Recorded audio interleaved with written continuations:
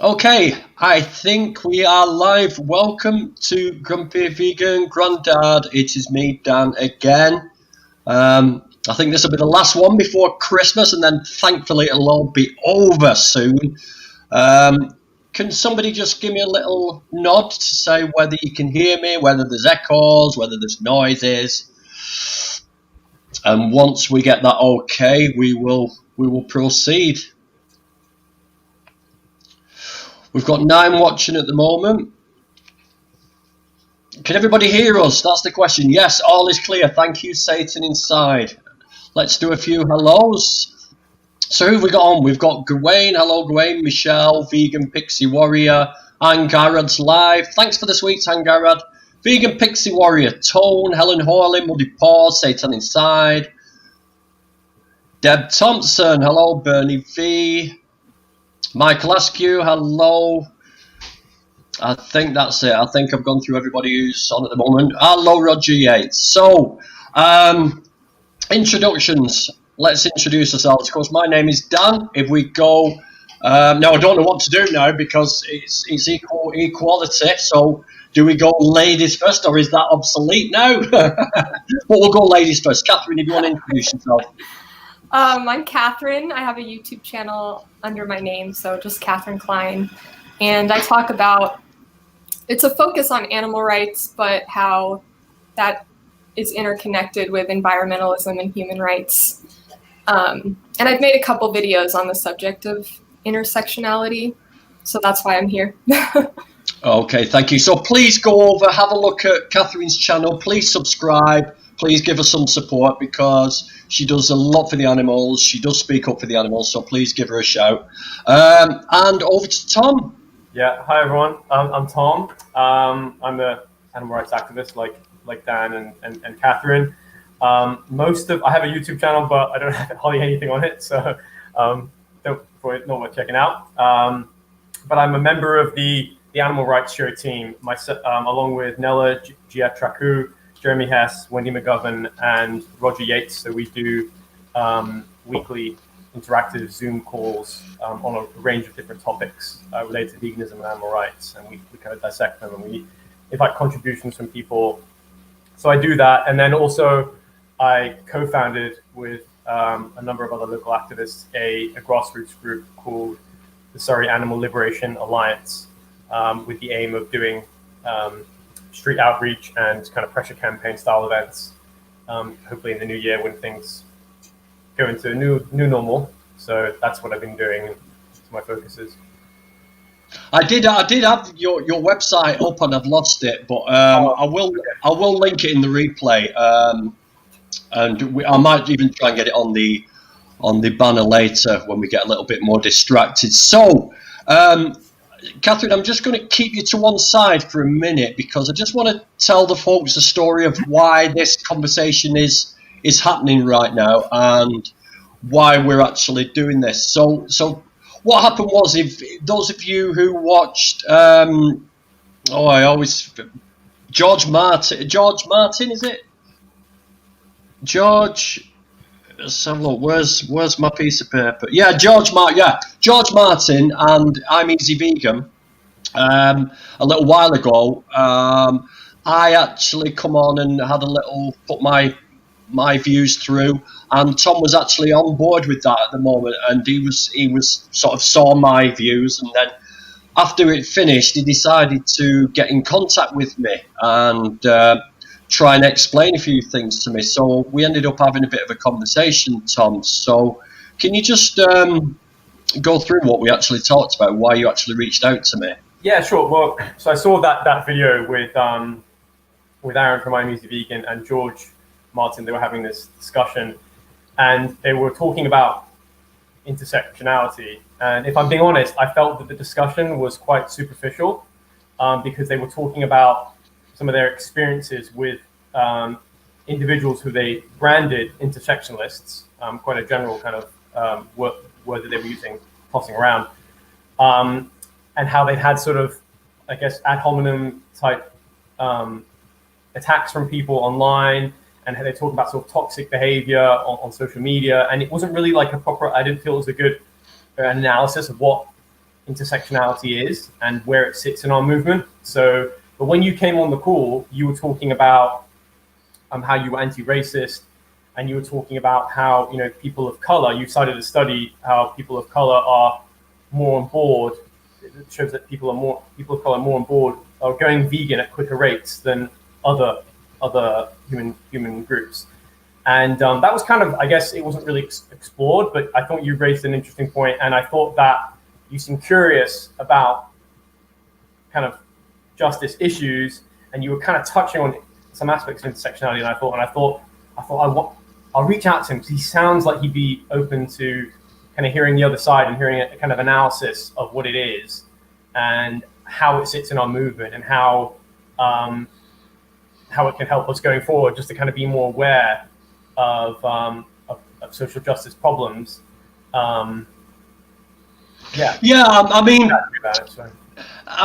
when that stream was happening, though, Tom, I'd like you to explain something to me. When that stream was happening, George Martin was getting absolutely hammered with trolls. Now, why are those people representing intersectionalism, or why are they so anti him?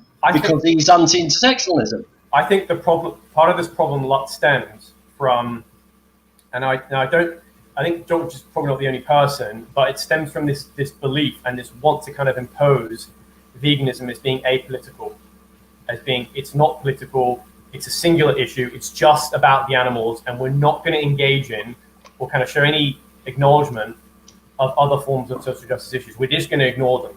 Like, forget about it. It's just about the animals. It's not about humans. It's not about the environment. I think that that's kind of misleading, because the focus of our movement, I'm kind of parroting from what Roger Yates would say, the focus of our movement is the other animals. That has always been the case.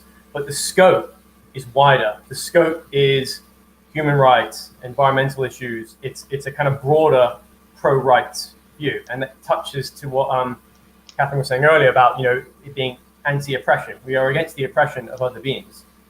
And so by its very nature, I think it is political. I mean, you can talk about political, you can talk about values, but it's a value-driven ideology, and it is politically, I suppose, disruptive in that sense. But I guess there have been some things that AV have put online. There, George has been involved with them to try maybe sort of delegitimize some other forms of injustice, particularly the Black Lives Matter post, which came out, that caused a lot of problems, which was the man of color who had the head of a pig, and it was very upsetting to see that image, and I was very upset by that. But what was interesting with that is that single post was put up there. There'd be nothing about, you know, the cops weaponizing dogs and horses against activists, against the BLM activists. But time had been considered to kind of find this post of this man and say, you know, I think the line was, it's hypocritical to care about the rights of one group of individuals but violate the rights of the others. Now, logically, that is true. That is true. Yes, because I totally got that. As soon as I saw that, I thought it was a really good post, and I thought it spoke volumes. But the problem with that is that it's if you look at the context of it and things, you know, individual, like AV saying that veganism isn't political, that certain people in AV, George included in this, don't believe that there is any form of systemic racism in the West.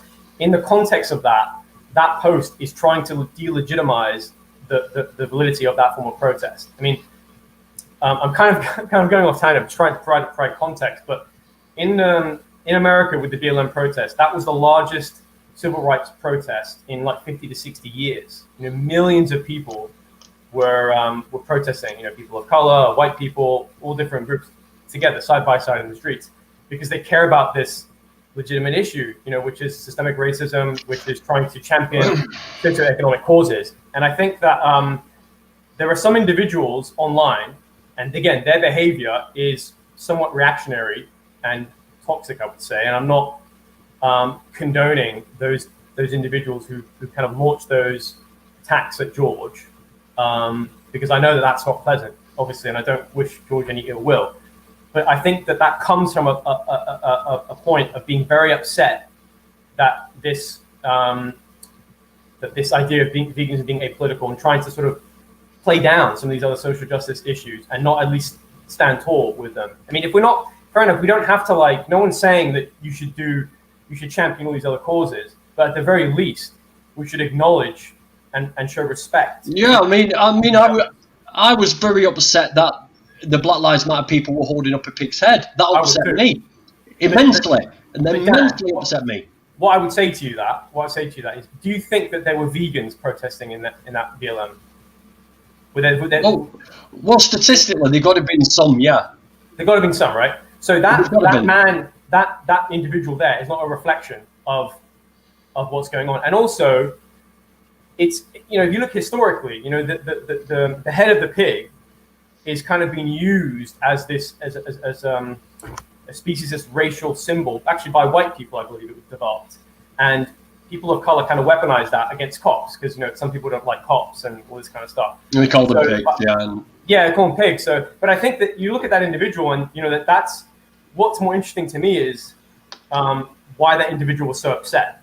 Why was he so enraged to do that? It's not just trying to, obviously, I'm not saying that everyone should go and stand next to that person. We should challenge that person if you're there. But it's kind of to put it in a context. That just because he's doing that doesn't delegitimize all the other BLM protesters. That's what I'm saying. Okay. Well, I'll tell you what. Let's leave that there for now. We'll come back to this, but let's bring Catherine in. What I'd like you to do is tell me what's the definition of intersectionalism as the way you interpret it, and why is it that some people who claim to be intersectionals have a completely different definition of it? So tell me the basic definition first, and then why there's different definitions of it. That's what I'm a little bit curious about at the moment. Mm-hmm. So it was originally coined by a Black feminist named Kimberly Crenshaw, and it just means that as a Black woman, she experiences both racism and sexism, but in a combined way. And it was a critique of white feminism, which was the early feminist movement. They would ignore Black feminist activists and, for example, make them march in the back during segregation. And they weren't holistic in their activism and inclusive of Black women. And so Kimberly Crenshaw was trying to make the feminist movement more inclusive and show the ways in which these different forms of oppression intersect. But with veganism, it gets complicated because animals are not experiencing oppression in this way. So that's why I've kind of stepped away from using the word intersectional, and I prefer consistent anti-oppression because it is just more fitting. But the idea of intersectionality in the vegan movement is a parallel to the critique of white feminism. So it's making the vegan movement more holistic, like Tom was saying. The focus is still on non-human animals, but the scope is much larger, and taking that into consideration in our activism. So it's not that we can't do focused activism on non-human animals. It's just that we're arguing that we should not perpetuate other forms of oppression in our activism. So it's not about going out there and being let's talk about all these issues all at the same time.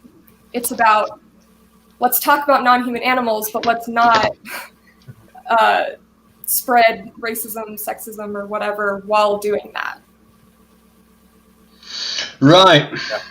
Because the argument is that if you don't, if you say, for example, you've got someone who is I don't know how it's possible, but say a neo-Nazi or white supremacist, and they claim to be eating a vegan diet, and that's I don't know if I call them vegan as such, but obviously their beliefs, if they are kind of espousing racist bigotry and beliefs like that, you have to address that as well. You know, it's not good enough just saying that okay, you're eating a vegan diet, which is great, but you have to kind of address both of them. Otherwise, the danger is if you don't want racism will still continue. It will still perpetuate.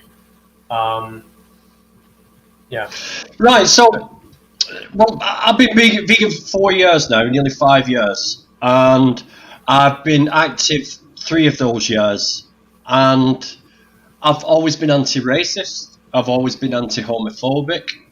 I've always agreed with equal rights for women, equal pay for women. I hate anything that oppresses people. I hate any injustice that I see. This is why I never keep a job down, because I speak up when I see an injustice. When people say, keep your gob shut, Danny, I don't. I speak up.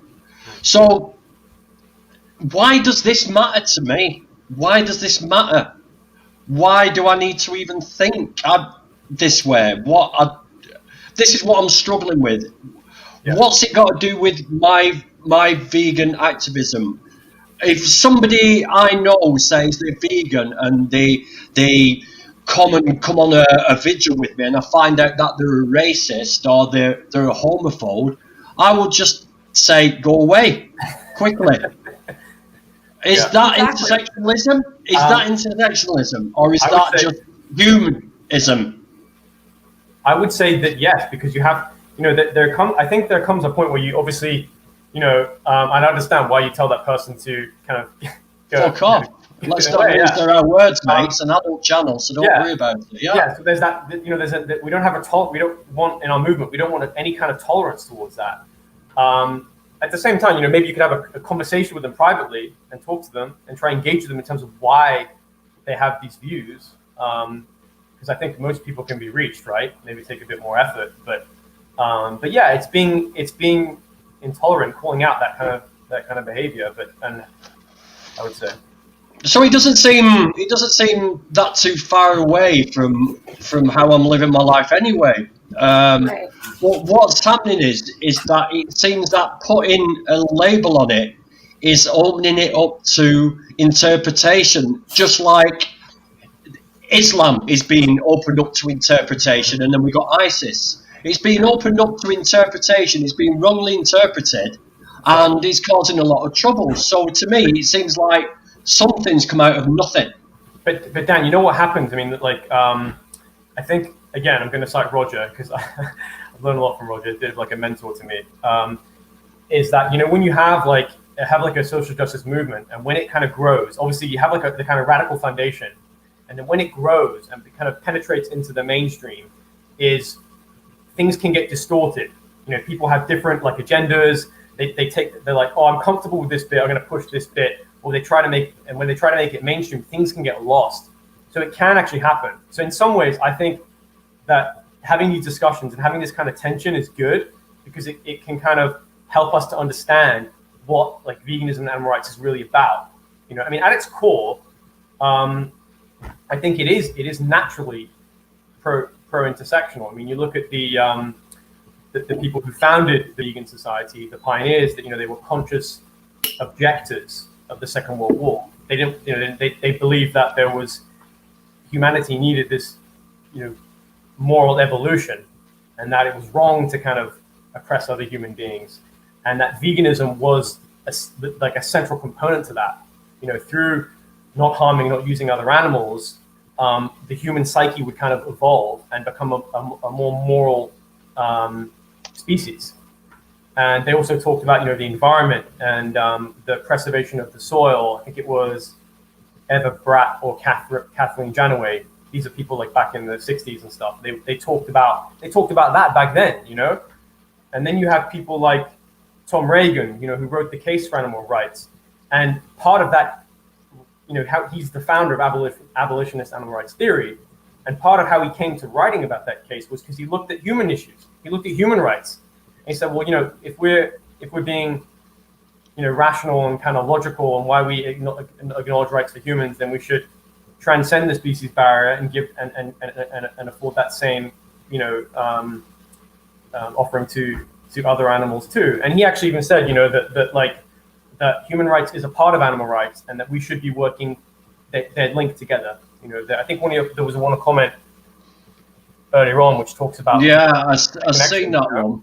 Do you want to address this one? I think Tom's point about an AR activist involved in a human rights protest where other animals are disrespected should challenge that behaviour in a civil manner and not ignore the moment. I would agree with that. Indigenous people and black people are most oppressed. Sorry, Catherine. Go on. I would say, back to that previous comment, it's not that behavior, like the man holding up the pig's head, it was obviously inappropriate and it should be called out, but I don't think it should be called out by Anonymous for the Voiceless, an organization which is like putting out their position that they are apolitical and that they are essentially against, well, not AV, the organization, but people within it, like George Martin, are promoting themselves as anti-intersectionality and anti-talking about other leftist movements. Yeah. So it was kind of tone deaf, you know what I mean? Totally, it would have been better received had it come from a vegan Black Lives Matter activist, like reaching out to that person and saying, hey, this is speciesist, here's why. You got to remember at that time, people are dealing with a lot of trauma. People are very upset. People are enraged, and you've got, like Catherine said, it was totally tone deaf. But I think if you look at the grand scheme of that, is like, the good thing you cited that study about, Dan, about people of color who are going vegan in high rates, and they're going vegan in spite of this stuff, which is quite remarkable, because I think that like this is part of the other kind of, I guess, there's another side point that I just want to make, and. There's a really good talk by Steve Best, which I'd encourage people to watch. It's called Total Liberation, and he talks about the kind of alliance politics of our movement and how it's naturally pro-intersectional. But also, if we actually want to kind of, get anywhere substantively, then we're going to have, then we should think about, at least be mindful of people who want to do that. Then that's great, but. We should think about alliance politics, forming alliances with other social justice groups. I think in one of Catherine's videos, she talked about, you talk about Martin Luther King and one of like your debates with Vegan Gains. You were talking about that, how Martin Luther King was aware of that. But there's a strength in numbers in that sense. So really, these individuals we agree with them. We have this commonality. And we should kind of lend our support when we can, I think. Not everyone, it's not saying that everyone should, but at least be respectful and engage when we can. But obviously I'm not saying that's easy, that's challenging for sure. Steve Best said that the problem in the past is that people on the left, what did he say? He said that like, the left is trying to kind of drive these other social justice movements, but no. As vegans, we need to be in the driving seat with them, like together. This is like just as important as your issue. So let's do this together. Let's not kind of sell out, dilute our ethics and stuff like that. But that's part of like, that's kind of like, I'm talking like strategy and stuff, I guess. Yeah. Roger Yates and myself are not far apart in age.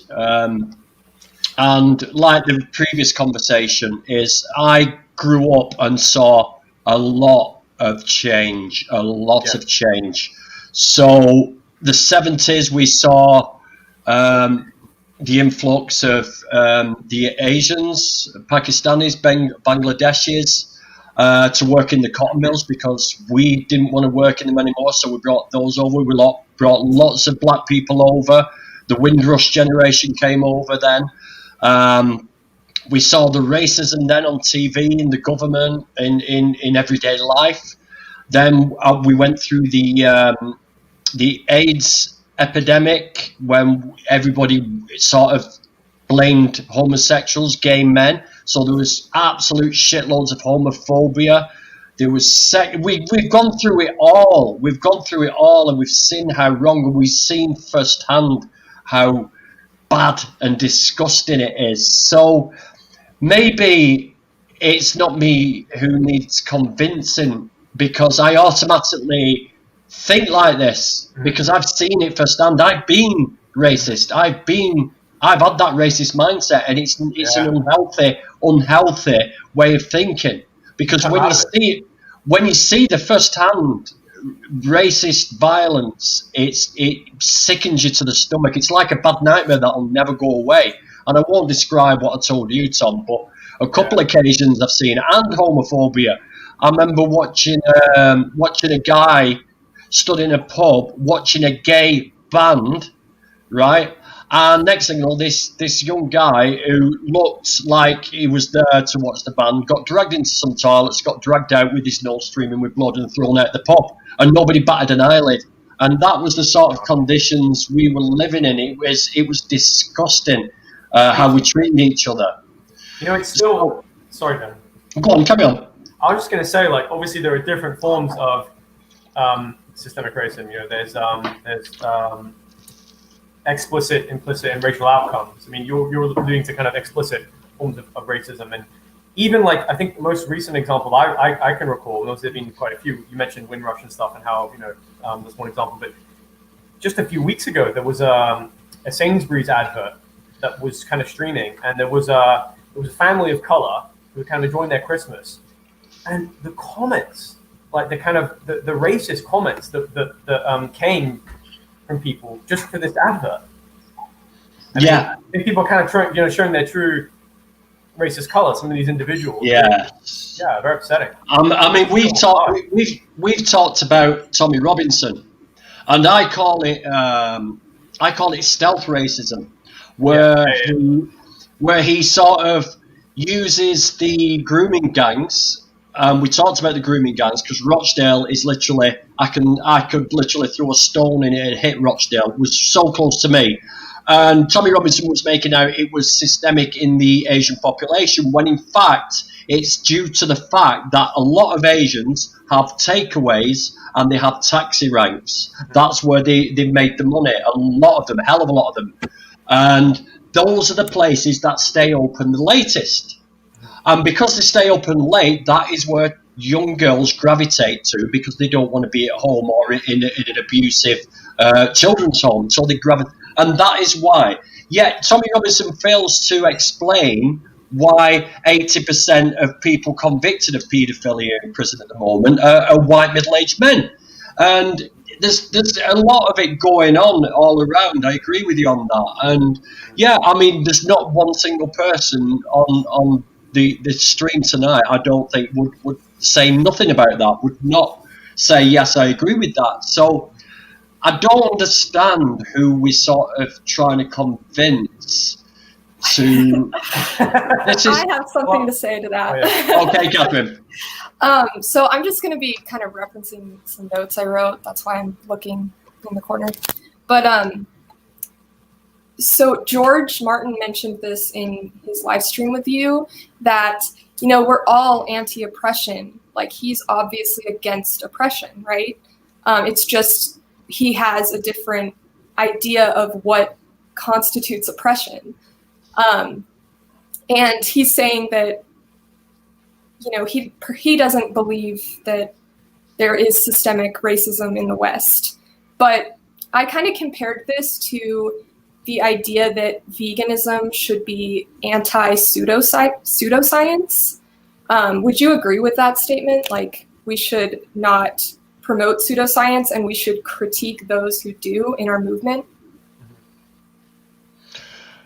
To be honest with you, I don't really know what you mean by that, what you mean by the pseudoscience. So if a vegan is promoting like anti-vax or information that's not in line with the scientific consensus regarding nutrition, like they're misleading people about nutrition and promoting like a raw vegan diet, you would disagree with that? You think that's harmful for the vegan movement? Well, definitely. I mean, if you're telling people not to take a vaccine because it makes you not vegan, I tell them to just ignore the vegans who are telling to say that, because it's your own choice. I've got Michelle here. I'm going to add Michelle to the stream because I don't want her to. But I did have just a follow-up point to that, but I can get back to it later. Well, carry on. No, carry on, Catherine. Carry on. So the Hi, Michelle. comparison. Hey, Michelle. So the comparison I was trying to make is that George was saying that, of course, vegans are anti-oppression. They're all anti-oppression, yet he's welcoming Trump supporters, for example, he wants to be marching alongside Trump supporters and MRA activists and right-wingers. That's what he views as like an inclusive movement. What's that? Catherine, has he actually said this, Catherine? Because I don't want to start casting aspersions at people. Oh, no. I'm like sure that he has. Right. I've heard it from his own mouth. But let's see. So do you think he gave a bad flavour to Intersect? Do you think he represented it badly then in his conversation? Well, I think he misunderstands it. So what he's doing is he's trivializing politics and acting as if oppression is sort of subjective, because pro-Trump versus anti-Trump, they're both against oppression. They just have different ideas of what oppression is. And what I would say to that is that there are objective realities regarding oppression, and one side has data to back up what they believe, whereas this other side has to cherry pick or skew the data to support their claims. So being pro-intersectional is much like being pro-science. And there are objective realities, like science is striving for like the truth. And Catherine, did you mention where you actually live at the moment when you introduced yourself? You're actually in the US, aren't you? I just wanted to clarify that with people. Can you tell people whereabouts in the US you are? I'm from Colorado. Okay. Originally Georgia, but I live in Colorado now. Sorry. I just wanted people to be aware that when you're talking about Trump, that you actually know, understand what you're talking about. But basically, the oppressive ideologies are harmful to the vegan movement, just as pseudoscientific claims are. So, what he's doing is he's making it seem subjective, like. Of course, people who promote these pseudoscientific ideas would say that they are right and they know the true science, right? Like they believe that they are pro-science, but in reality, they're not. So that's what I would say about right-wingers. Sure, they say that they're anti-oppression, but in reality, we have science to back up or data to back up and support our claims regarding systemic racism and other forms of oppression. Whereas they're kind of promoting this pseudoscience in that realm. I think, the problem, just from my kind of observations, with regards to around systemic racism and issues of other oppression, is people sometimes they identify something like racism as something that's explicit. Like just seeing like an interaction, saying, "Oh yeah, that's racist," but not everyone is racist. But it's when you're thinking about systemic racism, it's more about looking at how systems. Police system, criminal justice system, housing system, how these can, arbitrarily affect marginalized groups worse than other groups. And it's identifying. We talked about this before, didn't we, Tom? We mentioned this. I'll bring you in a minute, Michelle. We talked about this, how we can flip the other way as well. We were talking about my acting career and looking through we were looking at, Catherine, we were looking at opportunities on a specific site that I'm on for actors. And we were talking how this sort of trying to include more black or minorities into the acting world is actually biting back a little bit at me personally, because now the roles seem to be pushing for more black people, more Asian people, there's less and less work for a white middle-aged man as opposed to a black middle-aged man. And there seems to be a very fine balance going on that we sort of either lean one way or the other when it comes to trying to be inclusive of minorities. Yeah, I don't know. What do you think?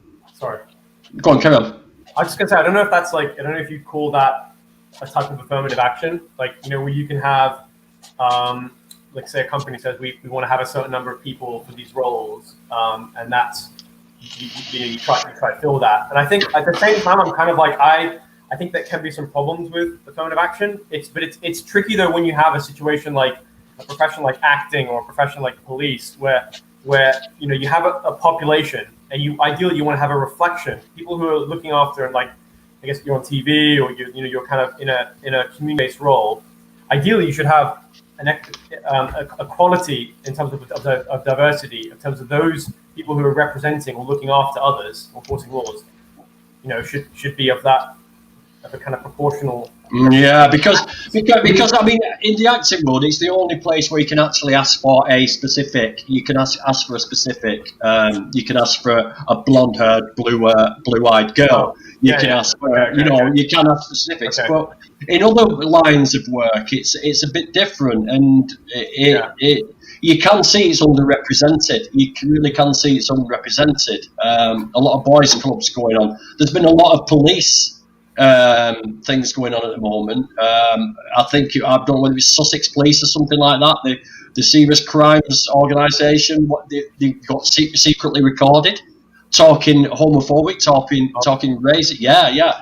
It was on the news. A lot going on. Michelle, you sat there very quiet. It's unusual. Have you had drugs? No, I have not enough anyway. So, what's your take on this, Michelle? What you've heard so far? Because to be honest with you, I understand it and I get it. I get where it's all coming from, and I am an intersectional. I am, because I do tackle everything wherever I can. But what I can't understand is how I can incorporate into what I'm already doing. It's very black and white for me. When things like this, I'm not political. I don't know what left is. I don't know what right is. I don't know what right wing is. That they like Nazis, and left is like they're all softies and let everything happen. It's just black and white for me for this. I don't enter into politics. I just see oppression and defend it. I open my mouth and I do things about it. That's how I tackle the world. So when it comes to politics, I'm a little bit blind to it. I'm illiterate. Okay, well, I'll start by saying that I have been listening to the conversation, and honestly, I've agreed with most of what Tom and Catherine have said. Yeah. But I do have some concerns that I want to kind of talk about, really, and I think would be useful to address. So, first of all, I think that everybody, regardless of their species, has a right to life, has a right to acceptance, and has a right to just be them. And that's regardless of anything else, regardless of their species, regardless of where they are in the world. So it's absolutely right that if we see sexism, racism, homophobia, etc., in the vegan movement, we should call that out, just as we would call something like that out in other parts of our lives. Why wouldn't we? I've been like my entire career has been focused around victims' rights, so victims of crime, and understanding why victims of crime are blamed, and why they're not given a decent hearing, and why people are just horrible to victims of crime. That's what I've made my career on. So I'm like you, Dan, in that if there's an injustice that I see, and it doesn't matter whether that's against a human or a non-human animal, it doesn't matter to me. I'll call that out. Now, this comes to my concern, that what I don't want to see within the vegan movement are people being put off going vegan in the first place. So I think it's great that those people who are active within the vegan movement can have these conversations, can look at all of the nuance, and it doesn't matter whether we're talking about this particular topic or whether we're talking about how we deal with anti-vaxxers, or how we deal with, how we deal with people spouting pseudoscience. I call those people out as well, right? Yeah. But at the same time, I will listen to their point of view, and if they can put reliable evidence forward, then I'll take that on board. But it's nuanced, And that's for us to have, and that's for us to debate, like we're doing now. But for new vegans, right, look at it this way. I want everybody to go vegan. I don't care what they're doing, who they are, how they want to do vegan, right? As long as they avoid, where practicable and possible, exploitation and just the use of animals, right? Okay. That's the bottom line for me.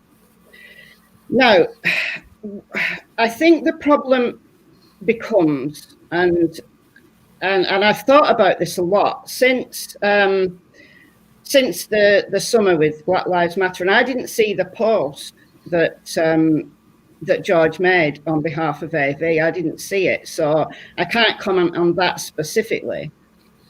But I prefer the vegan movement to be apolitical. And I know it's pretty much impossible not to bring politics in at some point. I understand politics. I have a political leaning. I've made videos about politics. I do bring politics in sometimes into my YouTube channel. I mean, I know it's primarily a vegan channel, but I do other stuff as well. I made a video or two about Black Lives Matter, wholly in support of the protests. I did one on George Floyd, for example, the life of George Floyd. Yeah, I did as well. That's a great comment there. I like this comment. Sorry, Michelle. They're against cruelty to animals because the people in the UK are taught to be against animal cruelty. On the other hand, they don't have a problem with violating the rights of non-human animals. They're correct. I see that a lot in the UK. And I have a certain political leaning. I'm very much of the left, but I'm the left of the left. So I think the UK Labour Party is just Tory light. Okay, so for those not in the UK, the Tories are the more right wing, and then Labour are the more left wing, and then you've got the Liberal Democrats who don't know what they are, somewhere in the middle.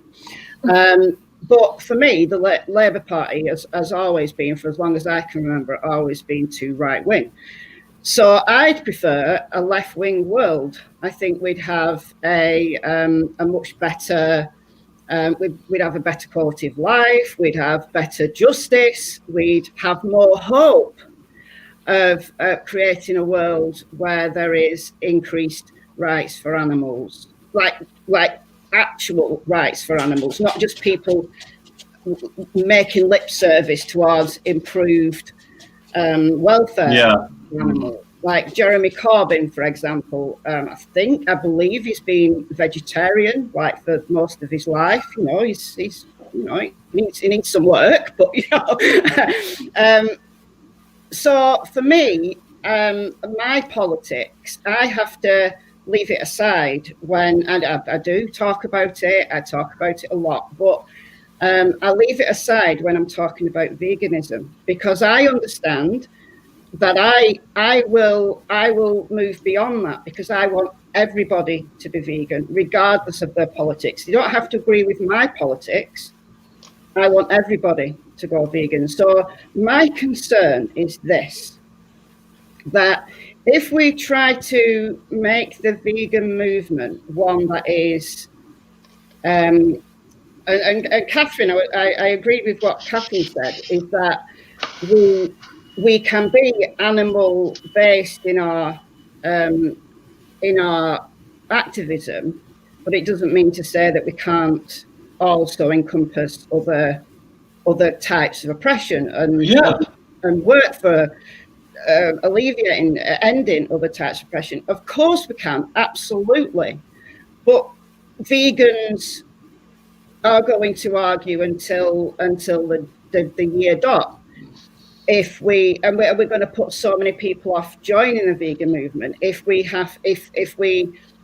tell new vegans that they have to be this, right? Persuading people to be vegan is hard enough when we live in a culture where where animals are used. The oppression that animals face it's not all the same. Some animals are in the food bracket, some animals are in the pet bracket, some animals are in the let's go and gawp at them in a zoo bracket, right? So those different types of situation are different, and to get somebody to understand all of those things whilst giving up a lifetime of socialized animal consumption is really, really difficult. So let's not impose more on them. But I would say that the danger, I mean, I would say that for me personally, and I hear what you're saying, Michelle, if we're kind of like talking about all these other issues and it could get, the message can get lost. I do understand that. For me personally, having like reflected on this a bit more, I think that, by its very nature, whether we like it or not, we can choose to kind of, not address this openly, but I think it's pretty clear that by its very nature, veganism and animal rights are political. I mean, we're looking at animals are kind of embedded in our society in so many different ways. In order for us to change and kind of extricate that and get them have their own independence and have their own rights, we want a lot of progressive changes. I prefer to focus on like the values, so like justice, rights, respect, being inclusive, and maybe it's better if we just more talk about the values. But if we kind of say that we're apolitical, I think that the risk, and my concern is that if we are harmful in our language and how we behave towards vegans and other vegans, we're kind of allowing in sort of toxic and oppressive behavior. And at what point do we kind of say, well, that's enough? I mean, I think it's almost better just to say, this is what we stand for. This is it.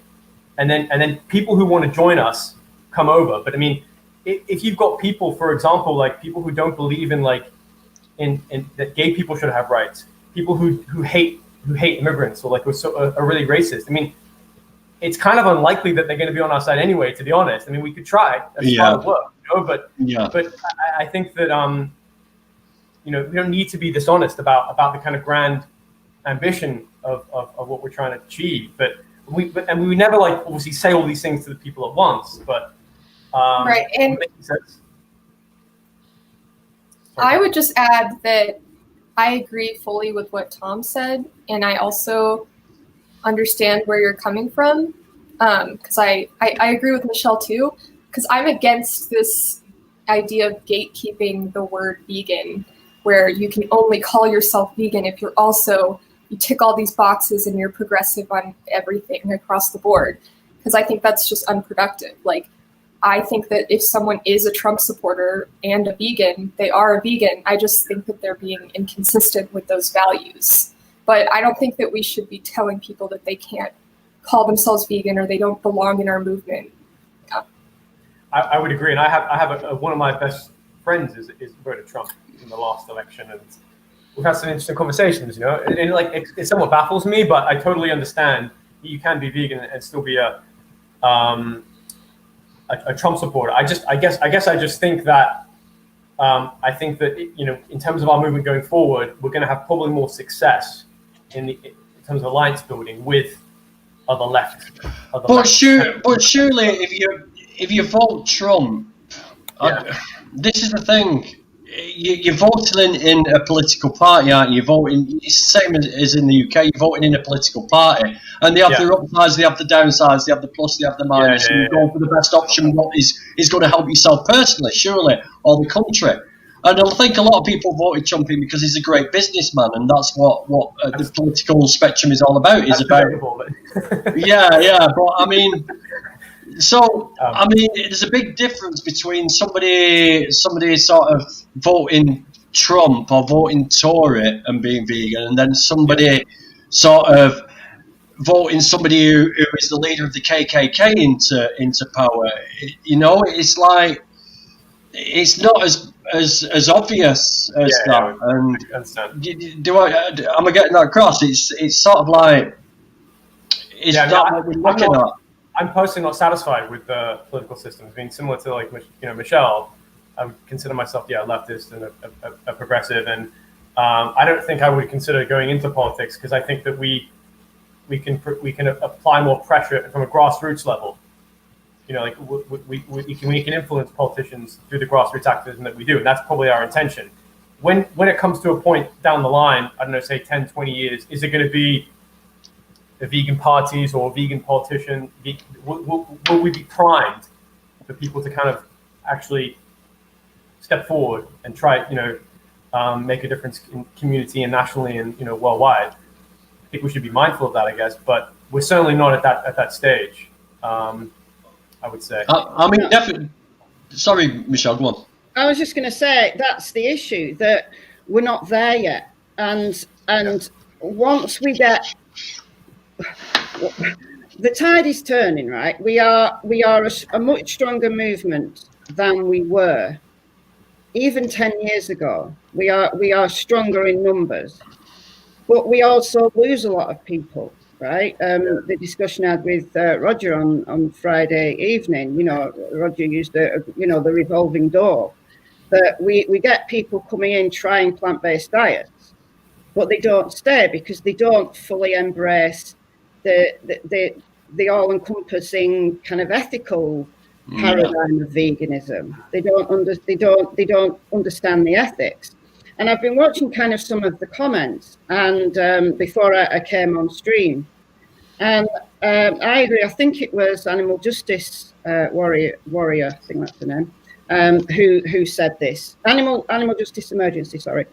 That environmentalism should be considered kind of part of the vegan sphere, because if we just eradicate the natural ecosystem throughout the world, which is obviously what we're doing, then animals suffer, animals die, animals can't just go and live their lives, and it affects humans as well, which is absolutely the case. I do think that environmentalism is part of it should be something that vegans talk about. However, there are so many environmentalists who are not vegan. It beggars belief, really, but there are many people who are strong environmentalists, will go to marches and all the rest of it, but who are not vegan.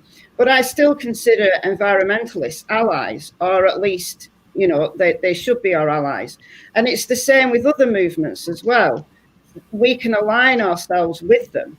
And it doesn't mean to say that we necessarily have to agree with every single thing they say, but we can form allies with other groups. And so I'd like to see the vegan movement do that. But at the same time, be inclusive. I mean, apart from, overt racism, homophobia, sexism, etc., that needs to be called out, as I said, wherever we see it. But we need to be ensuring that we're inclusive enough to grow those numbers, because once we have grown those numbers, then we can start to really influence the world, really put politicians in place and have that sphere of influence that we just don't have at the moment. And growing it up from the grassroots is great, and that we should be doing that. But we also need to be targeting politics and politicians, and I don't think that should be on a party political spectrum. It should be all politicians across the Western world and beyond. I mean, you said that about environmentalists, but and I agree with the long game. I do agree with the long game. It's what we've got to do. But what you said then was, to me, is like, let's turn a blind eye to the environmentalists not being vegan and doing stuff that is actually causing damage to the environment, because we want to get a bigger group for a bigger voice. So we sort of turning a blind eye. No. I'm not saying that we should turn a blind eye. I'm not saying. I'm saying you just said you'll accept them in. You'll accept them in, even though they are contributing to the environment. We can't accept them into the vegan movement if they're not vegan. What I'm saying is the environmentalist movement, we can draw allies from it, and create new vegans because of that. Because surely there is a massive inconsistency. If somebody is fighting for the environment, they can't do that and not be vegan. It's insane. It doesn't make sense. So I think it's as good for their movement as it is for ours to align ourselves with them and see them as allies. And create new vegans along the way as well. And I probably could say the same for other movements as well. That's all I meant. But no, I don't think we should accept environmentalists into the vegan movement if they're not vegan. No, no, definitely not. I also think there's a difference between being apolitical and being nonpartisan. Like, veganism is inherently political, but it's strategic to be nonpartisan and not be like affiliated with a specific political party, because you don't want to, alienate a bunch of people. Yeah, that's a good way to put it, Catherine. That's kind of what I should say. It should be party politics aside. Like my old granddad used to say, because he grew up in poverty in Wigan, and I know that doesn't mean anything to anybody, probably other than Dan, who's not too far away from Wigan. Listen, I have explained to Catherine what Northerners are like, and I liken them to the hillbillies and the swamp people. My granddad grew up in the 20s, and they were absolutely poverty stricken. They had one pair of shoes between two brothers. So my granddad and his brother went to school on alternate days because they only had one pair of shoes. And he was very, very political and very, very left wing. He was, more than I am, which is crazy. Because, but he used to say, if you see a good Tory, shoot him, because sooner or later he's sure to go bad. Right now, I would probably say that, right, if I wasn't kind of being filmed and stuff, and I'm not really going to go and shoot Tories. But we can't alienate the Tories. So no, we shouldn't be partisan. We've got to be able to influence politicians, regardless of who they are, regardless of what party they stand for, right? We really should. And but the vegan movement does have to have its political arm. It is inherently political, it is, but it can't be of a party. So yeah, I agree. We do need to lobby. We do need to lobby. We do need to have influence. Yeah, we cannot do nothing without the backing of politicians. We can't do nothing. I mean, look at fox hunting. That's nearly on its way back in because of Boris. And things are going backwards. Things can easily slip back to the old ways if we let them. And that's the thing. If a movement such as the vegan movement aligns itself with a particular political party, once that political party isn't in power, then everything it has gained to that point, it just falls down a hill. It falls off a cliff.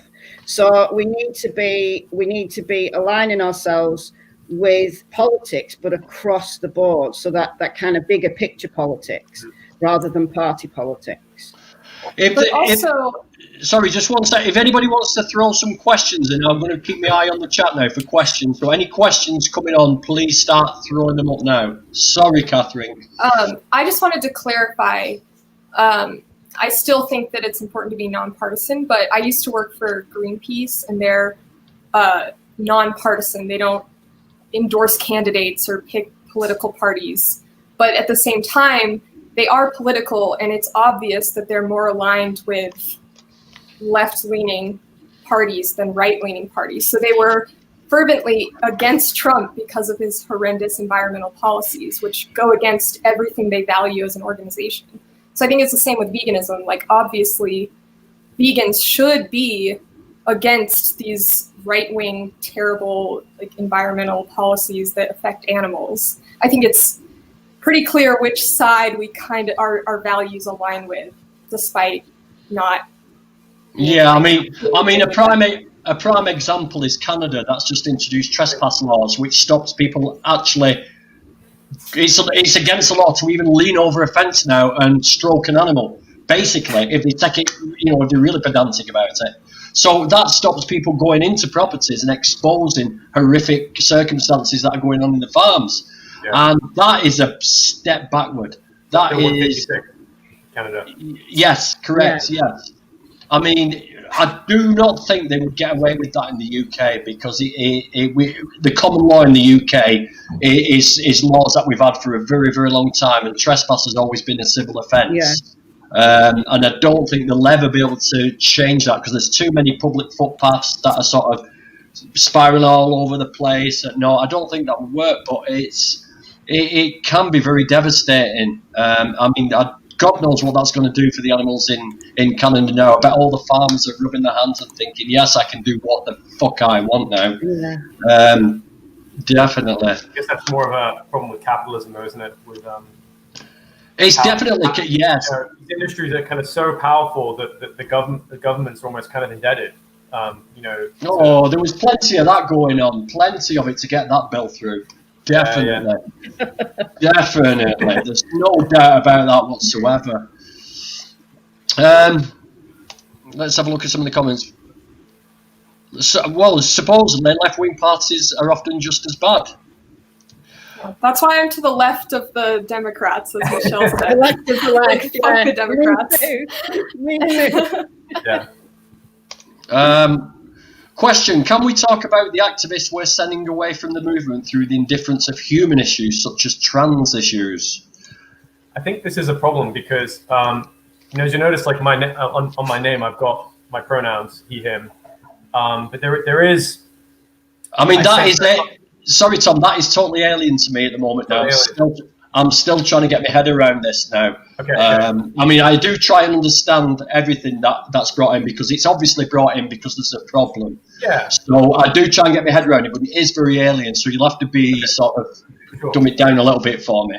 Okay. Well, I guess it's the idea. I mean, correct me if I'm wrong. I've just been learning more about this myself. But the idea that gender is a social construct, and how people choose to identify their gender is entirely up to them, and with that comes pronouns, and obviously people who are trans are going to have different pronouns, and it takes nothing away from me to put my pronouns out there and to be inclusive to other people and say, look, these are my pronouns. Almost saying welcoming, what are your pronouns, without sort of asking. You can ask as well, but the issue, I think that there is perhaps some ignorance around this and some education that's potentially alienating people in the trans community. I mean, for example, I'll give you an example. AV put out a response. There was a question basically saying, at our events, will you be accommodating to people who want to have different pronouns? And they said no, because this is political. We will have nothing to do with that. And it was almost like a kind of a dismissal without really understanding that, for people who are trans, this is important to them, how they identify it. And just having that respect and just saying, okay, we're going to be inclusive. We're going to recognize and accommodate pronouns and how people want to identify and what their pronouns are. I mean, it's basic. It's really basic, but I don't know if that's a lack of understanding on their part to just want to dismiss it, because there is a lot of ignorance in the media about relating to trans issues, and that it's a bit of like an ongoing thing, but this is a small thing that we can do. Yeah, I mean, I do sort of get some of it. I mean, I've been a big believer in these gender-specific toys for boys and girls. I don't like that because who's saying? I mean, like my granddaughter at the moment, she's been bought a pram, a kitchen, all this, so she's being trained to be a housewife. How do we not know that she's a brilliant electrical engineer? So why are we not buying her kits to do electronics with and stuff like that? It's just, I hate that. I hate that. That's imposition of gender, isn't it? I was a victim of that. I was bought the kitchen and the toy washing machine that actually spun round. And I went outside with it and put rocks in it and spun the rocks around, trying to get the rocks to fly out. I wanted cars and cranes, and I used to get my uncle was understanding. He took me to the rugby, and he used to take me crane spotting. I was a crane spotter, not a train spotter, a crane spotter. Geek. I loved him. I don't know. So yeah, those things are really damaging to people. I remember it, and I remember the horror at unwrapping this present, and you're meant to be grateful, and it's like a toy washing machine. It's like, well, what do I do with this? And then they got me on the same Christmas. They got me a doll, and I poked her eyes out. So I wasn't aware actually that Avi had said that. Yeah, I'm said probably that, yeah. was, and it's just kind of slipped out of my memory. But This is no, the problem. I don't even consider that political. I just consider that It's not. just Just general manners. General manners. But the reason I guess it's been deemed political is because people who are kind of advocating for trans rights are more left leaning, and people like like Jordan Peterson. Have you heard of Jordan Peterson? The guy on he's a kind of leading conservative thinker online, and he's helped kind of what's the word, contribute to a lot of this ignorance around in Canada what's going on. But so yeah, and I think kind of in some ways, I don't know if this stems from people being a little uncomfortable with some things that are coming up, some of these other rights issues, and then rather than just saying, okay, look, I'm a little uncomfortable here, maybe I need to learn, maybe I need to reflect, I'll do that myself, or I'll ask someone, or I'll learn. But it's in some ways for some people it's easier to just say, screw that. Yeah, dismiss it. Dismiss it. Yeah. So. And it's another reason why we in the vegan movement need to not align ourselves with any particular political leaning. Like we need to keep ourselves out of party politics, because otherwise you end up being pigeonholed into, this group is too right wing, or this group is too left wing, and so on. And we need to be apolitical in that sense, but political in other arenas, in all other arenas probably. So yeah, that's a strange one. Why wouldn't people who are transgendered be welcomed into a vegan activist group or within the vegan movement? Why? Sorry, Michelle. I was just going to say that the problem with AV, and I don't. Again, my criticisms are not the individuals who kind of work for AV and yet the kind of activists on the street, but the way that it's run. I mean, this is one of the reasons why I decided to distance myself, is because there's no reflection and consideration of these important issues for people. And they don't seem to take on board constructive feedback. I mean, it seems that with that, like going back to the BLM post, really, you shouldn't even have to say this. It should be obvious. Really, if you're kind of fully on board and have a mindful and aware of these things and being inclusive, like, you should be thinking about these things automatically. But for activists to kind of almost have these kind of internal battles and say, look, this is problematic, and then just totally dismiss the issues with the pronouns. I mean, no wonder people are leaving, But that being said, I think people are still doing, on the street, still doing good activism, and I don't think the values of the leadership and what they talk about aren't a reflection of the people who are doing the actual activism. But I think that's a real shame, isn't it? That AV as a movement is suffering, whilst there are many great people going out doing really good activism under the umbrella of AV. And if you had so many people criticizing you, I mean, irrespective, okay, some people, we're dealing with social media. Some people are going to be very derogatory in some cases. Yeah. I'm not condoning that, but it's understandable given what you're dealing with it. People are going to be like that. But surely the level of criticism would warrant a reflection on the behavior. It's ironic that they are so against these intersectionals who they kind of lump all together as like these emotionally reactive SJWs, but they're being emotionally reactive and they're not reflecting on like the valid criticism. So thank you, 40-year-old vegan, $6.99. Thanks for putting this together. I appreciate all you do. Thank you so much. Well, my guess as well. It needs to be addressed. I just want to address one comment, Dan, because I know Aaron said a couple of comments about intersectionality and stuff. And again, I don't know Aaron's experiences, but I'm wondering if he's had some experiences online, I'm kind of guessing here, that have maybe kind of given him a negative view.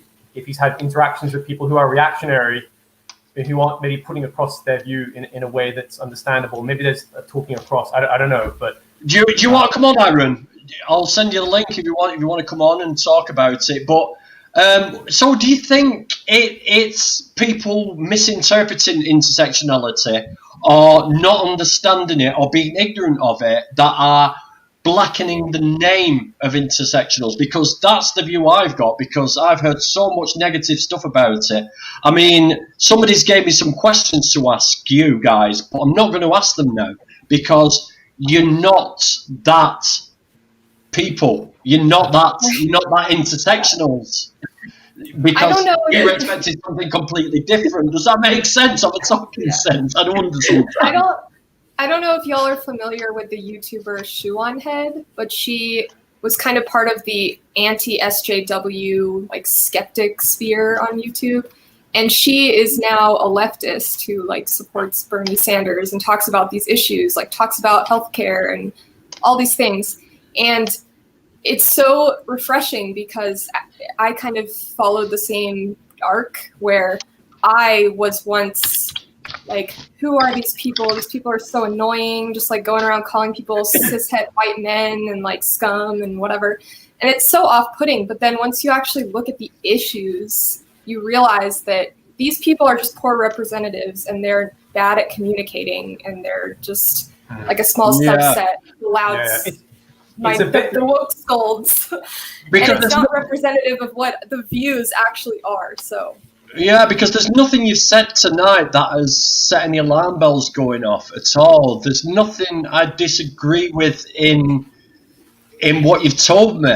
There's nothing negative I've gleaned from anything you've said tonight. So I should add as well that, like Catherine, I mean, I'm friends with George. I mean, I don't have a lot of contact with him, but I'm friends with him, and I did actually a lot of the stuff that he was saying. I wanted to agree with him because I was worried. I was angry that other people would criticize him in such a harsh way. So I wanted to believe him, and but I just needed more time to kind of reflect on these things. But so that's kind of.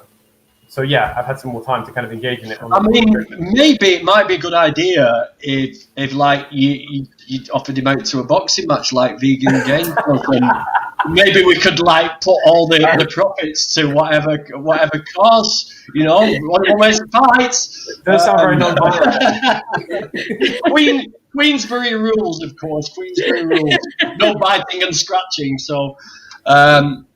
But yeah, I mean, it did really sort of throw me that he was getting trolled so much. Yeah, I mean, are these representative of you guys, or do you think that was just sort of like a load of just trolls, basically? Like I said before, I get why people were angry, and I wonder if they're just saying like these kind of flaming responses. But people who are like periodically kind of trolling him and stuff, because I know he called out a couple of people at the end, and I was just like, that's really, you know, really messed up. Yeah. You won't want that on anyone. So, question: why don't vegans read up about issues like racism, sexism, etc.? Why do they think opinions are as valid as experience and research? Well, personally, I've experienced it all, so I'm out of that one. But I suppose people assume that they can see it right in front of them, that they believe the news, they can find everything they need to find it on Facebook. I think social media plays a big part in misinformation and dumbing down ideas and what is actually going on in the world.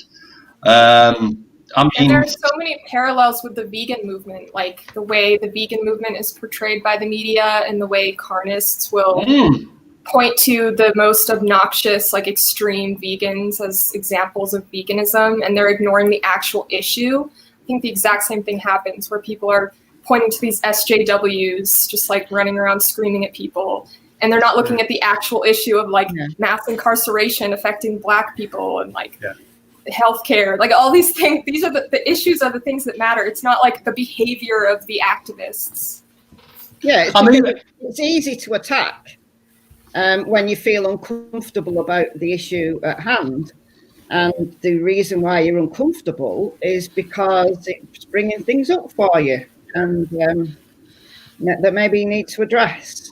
You know? I mean, a prime example of an intersectional case is the dairy is racist argument that the Americans are promoting dairy as a health food, yet most of the Black people in America are dairy intolerant and lactose intolerant, so it's actually a damaging food for them. That's an entanglement, isn't it? There, you've identified an entanglement. Yeah, it's like, almost. Wow, have I identified something? Wow. Yeah, Dr. It's Milton Mills did a frustrating. video. It's frustrating when the anti-intersectional activists will use points like that when it is convenient for them, but then they'll dismiss the points that the intersectional vegans will make, like, towards them. You know what I mean? Like, they're not, I don't know. They're not reflecting on how they're exhibiting the same behavior that they're condemning. And it's just frustrating. Like, how can you call out feminists for being hypocrites because they're not vegan, but then you're a vegan who's an anti-feminist? It's like... Yeah, it seems like you're kind of trying to utilize intersectionality or kind of a pro-right position, but you don't actually believe in it. And I think that's, I'd see that as kind of disingenuous. Yeah, let's see if there's any more. It's a bit.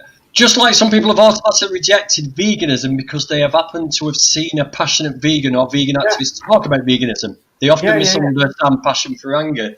I mean, there's where I live in Guildford, there's a very passionate activist who's kind of been patrolling, that's the right word, the streets for many years, like 20 years, and she has a sign, and she always approaches people.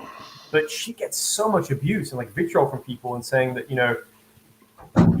she's harassing people. She gets these kind of community town rangers bothering her and all this kind of stuff. And she gets a bad rep. And it's that idea of like having, if they're non-vegan, so I don't like veganism because of that lady, the way she does activism.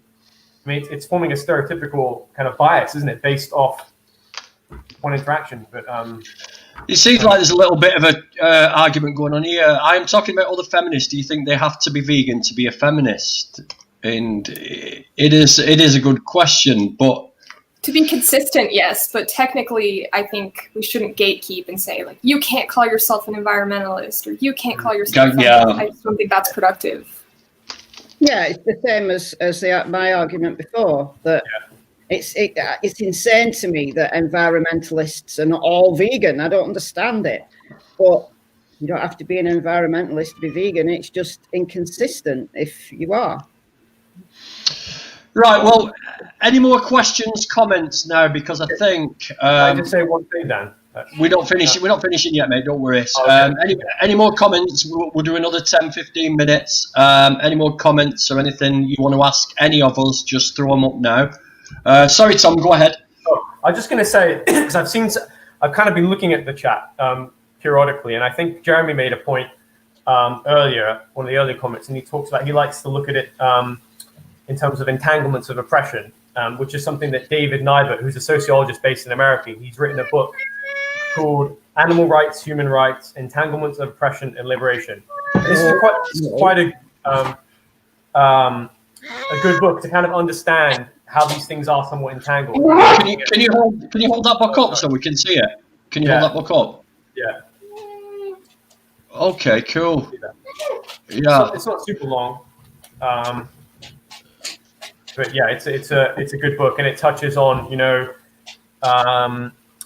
environmentalism, human rights issues, animal issues, sexism, all these kind of things, and it just highlights the kind of entanglement, how these things don't exist like in a vacuum. They're a little more complex and nuanced, and yeah, and it's important that if we're going to use the argument that animal rights are an extension of human rights, that we should be like visibly pro human rights,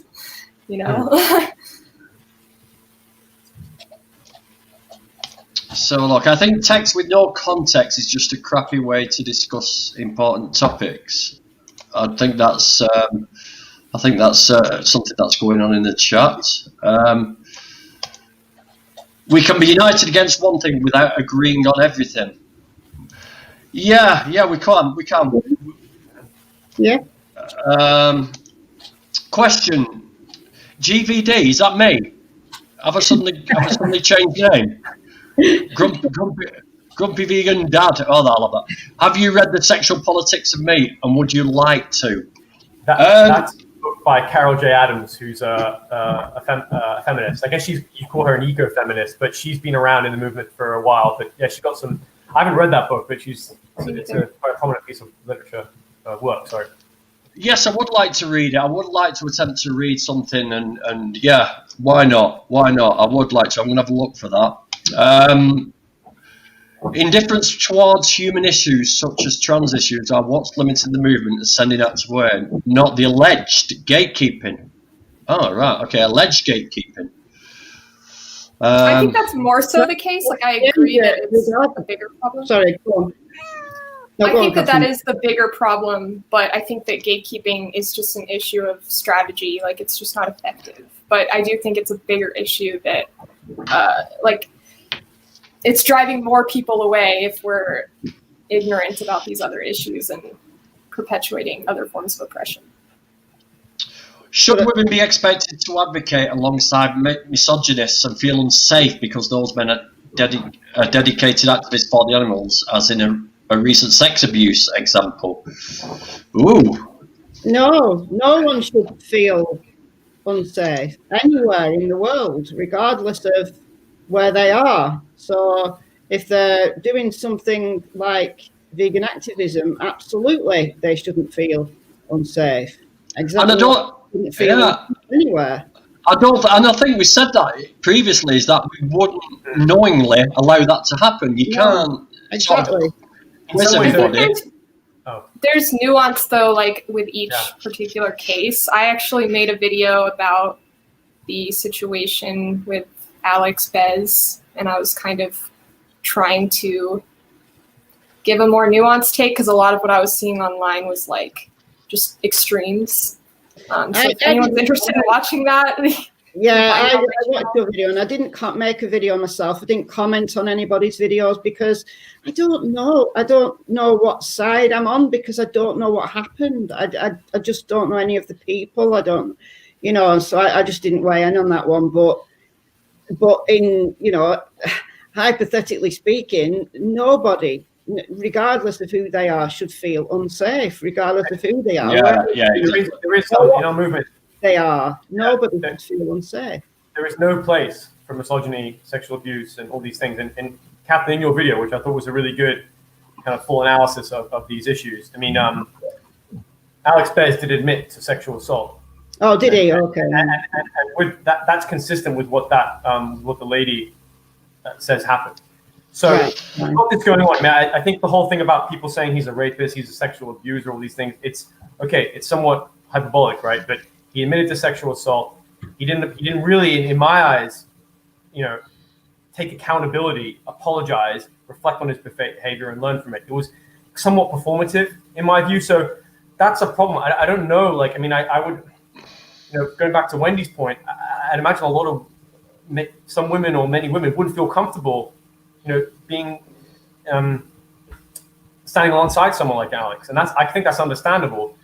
Like I said, I would have liked to see. I think the way you get around this is having kind of taken accountability and learning from it. But unfortunately, there is cases in our movement where I don't know if men aren't really doing that. And the worst examples, is what's going on in America. You had individuals who were high up, sort of CEOs of organizations. I believe one of them was I can't remember the name. Wayne Purcell might have been the individual. I don't know if I got that right. But there was all these incidences of very inappropriate sexual behavior towards women. And he was dismissed. And then sort of months later, he just turns up somewhere else. The problem isn't really dealt with. So this is the problem. It does come up, but we need to, as a movement, we need to find a way of supporting women. Women who come forward. It takes a lot of courage for. Now I shouldn't really speak on this, perhaps, but the stuff I've known and read, it takes a lot of courage for women to come out and for us to kind of talk about what they've gone through. And for us to kind of dismiss and, that is very problematic and harmful to survivors of that kind of oppression. But at the same time, I think that if we're constantly saying that we should be understanding and compassionate towards meat eaters because like we want them to learn, we want them to be better. I think we should apply that to this situation. Like if someone is abusive in some way, like there are degrees. We should try to approach the situation like with compassion for that person to help them learn, and not just be like, you're a rapist, like fuck you, get out of our movement, because like clearly that didn't help at all. So that's just where I'm coming from. Would you stand side by side with an animal oppressor at a human rights issue protest?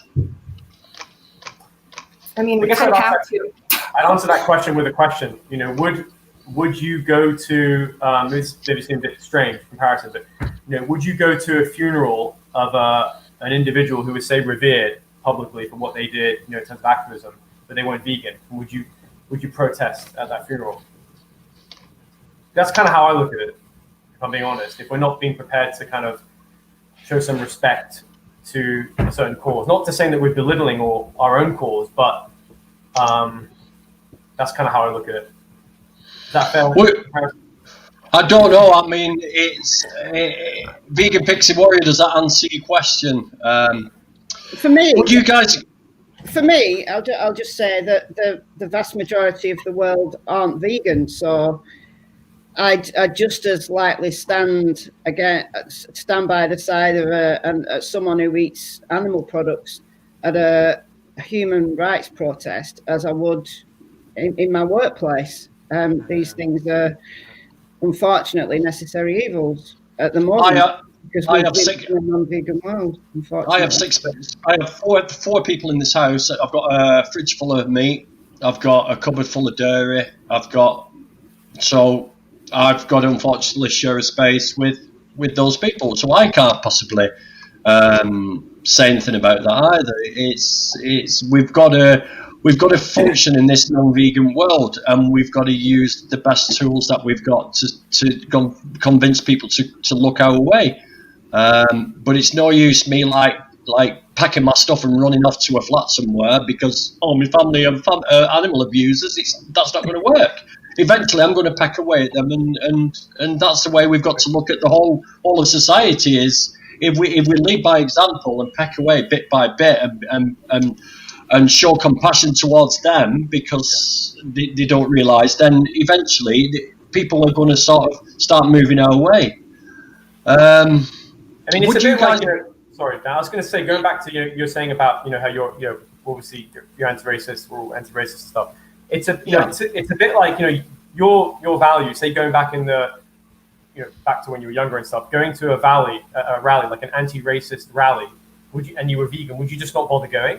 Like that, I mean, that's, for me, it's like, you know, it's identifying, going back to what Michelle said, it's identifying the commonality. There's a commonality of values that you're against. So I think you should, it's a good thing that you should go. And obviously you can have those conversations with people, do it in a kind of tactful way, you know, about veganism and animal rights, but you've got to be mindful that the focus of why you're there is to protest the racism. Yeah, I agree with it. I agree with that totally. I get it. I absolutely get that. I mean, but I think it's easier to convince people of my generation than it is the new up-and-coming generations. I don't know. I don't know how they function. They were totally alien to me, the younger generation, because they're coming up with, they've got a completely new way of bullying. They've got a new way of getting to people. They've got a new way. You know, if we wanted to bully or abuse someone, we had to go and find them and go around to their house. You know what I mean, and see them face to face. Now it's sort of, you know, you can abuse people. You can be horrible to people. From here, I can abuse people in the chat now if I want. It's so much easier to be abusive to people, I think. So. Yeah. So yes, I would go to a rally. I would go to a feminist rally. I would do this and support them. Yeah, of course I would. But we wouldn't expect the animals to show up. That's the exactly. Like, exactly. We're allies to the animals. Like we wouldn't expect the animals to just happily go to an anti-racist march and march alongside their oppressors. Biden isn't vegan either, so does that matter? Are we against Trump because of his sort of semi-racist or totally racist ideologies, or is it because he's not vegan? Yeah. Because he's a bastard. I hate him. I hate Trump. He's a disgusting human being. Ronnie Lee, for me, veganism equals animal liberation or belief in animal liberation. I agree. In my opinion, veganism is a broader philosophy with other animals as focus. Thanks, Roger. And animal rights is more focused in other animals. This has totally confused me. I feel that politics being brought into this more than I feel is appropriate. Really? Why is that? I mean, it is political. I think vegans need to be more political than less political, but like I said, in the broadest possible way. Not aligning themselves with a particular side, so to speak, because then you alienate people, but be as inclusive as possible, not alienate people for not agreeing to use a gender pronoun of the choice. That's insane. But it's equally insane as to label the movement in a certain way, because we're going to lose people. I mean, if someone feels lose enough people anyway, so we don't want to lose more. Let's have a look. No, I've just seen something there then. Here we go. Here's a question. What about the accusations against Wayne Husing, DXE founder, accused by multiple women of sexual assault? I don't know much about that, but I know there's a lot of problems with DXE generally in terms of misogyny and sexist behavior. I think there's from what I mean, aren't you going to get nutters and weirdos gravitating towards a group anyway? Any group. I mean, like the Black Lives Matter protests, the people were saying, well, look at them all rioting and looting. Well, no, they're not rioting and looting. What's happening is people are infiltrating the large crowds because they can get away with looting in a large crowd and doing the looting. It's not everybody doing the looting. Yeah, mostly peaceful protests. Yeah, I mean, the bigger a community gets, the more people can secrete themselves in there, and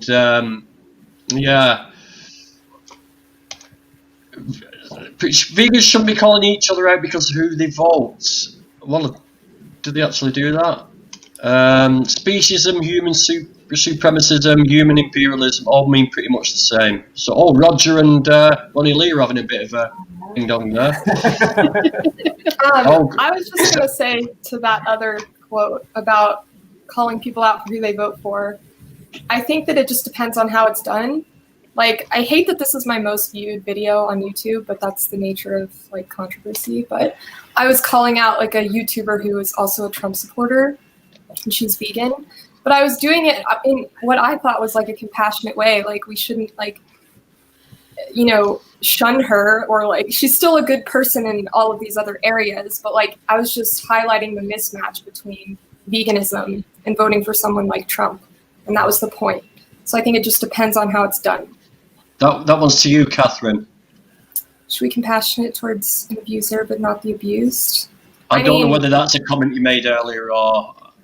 No, we should be compassionate to everyone. Obviously, watch my video on that particular situation. You'll kind of get a better understanding of my opinion on that. I'm nearly down at the bottom now.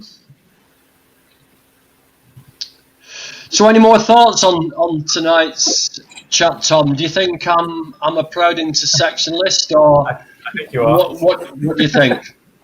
I think you I think you kind of really embrace the values of pro-intersectional, pro-rights, So yeah, no, I'm appreciative of having the conversation with you, and Catherine as well.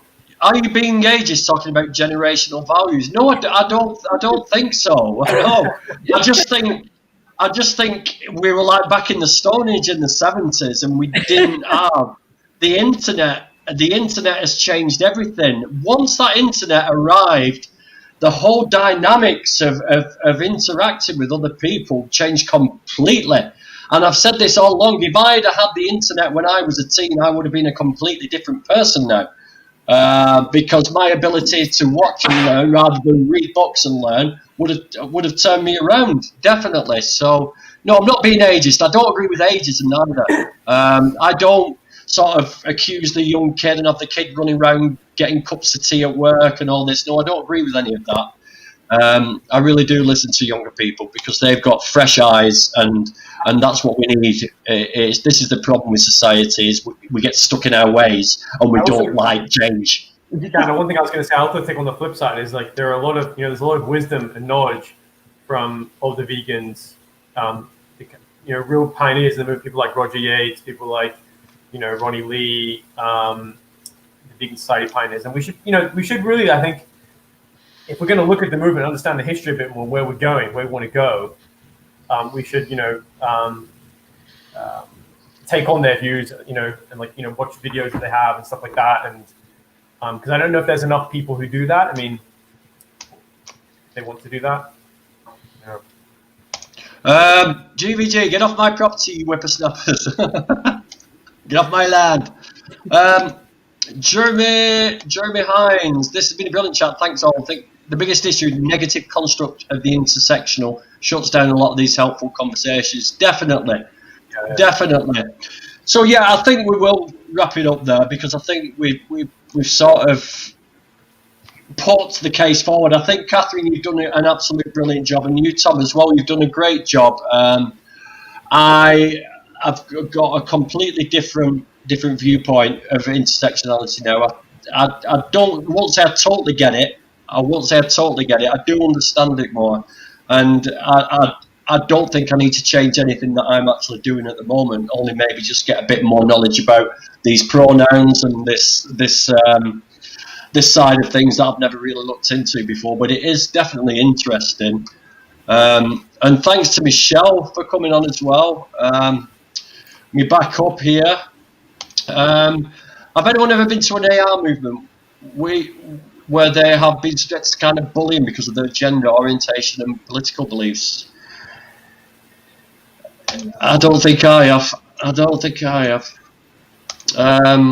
When you're dealing with any movement, it's difficult to bring other movements in. Veganism is given such little regard. I think the important part is not having discrimination within it. Well, I think we can all agree with that. You can go ahead. I was just going to say the biggest problem that we face in our society is just the anthropomorphism, I think that's how you say it, which is totally embedded, which is just this idea of, I guess you could say it's a kind of human supremacism, but everything that how we relate to people, it's always through our own lens. How we see animals, we're kind of, it's that, and that's the difficulty that we need to overcome, I think, because a lot of the, logically you would think, a lot of the other kind of justice movements, we should just be able to kind of mesh, and it should have happened sooner. But it's that level of human supremacy, speciesism, which we kind of need to, human supremacy is a big one. I like that term, human supremacy, because that is in a nutshell what we are fighting against. That is totally it, So, any last words, Tom, for everybody out there? I had a final statement, sorry, Catherine. I guess. Okay, No Catherine, you go ahead.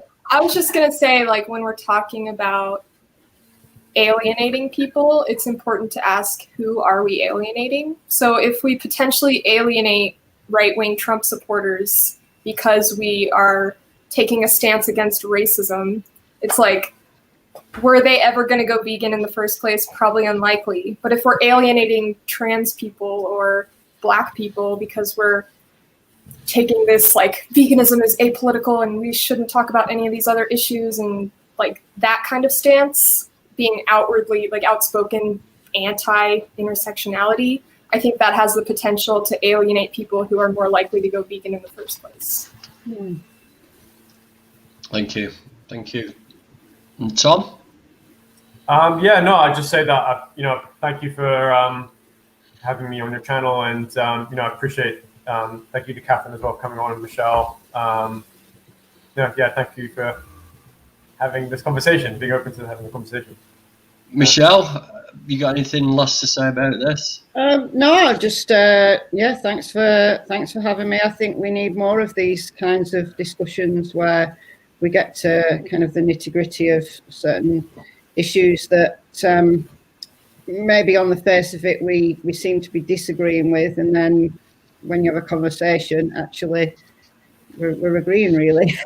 We don't, that's it. So listen, I want to thank Tom for coming on, definitely, and reaching out to me, because if you hadn't, I might have sort of weaved my way down this little path anyway. But because you reached out to me and explained things to me so eloquently on the phone, that brought along this conversation. I'm so happy you did it, and you did it basically for me, because it is a tough one to sort of get your head around it when, you know, and it's explained it to a lot of people. And same with Catherine, you've explained yourself very well.